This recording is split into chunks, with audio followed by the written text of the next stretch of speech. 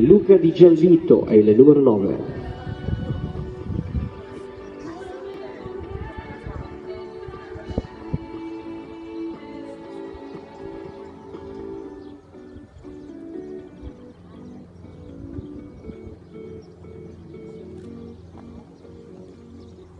Attenzione, il signor Mirko Clementi è atteso con urgenza in segreteria.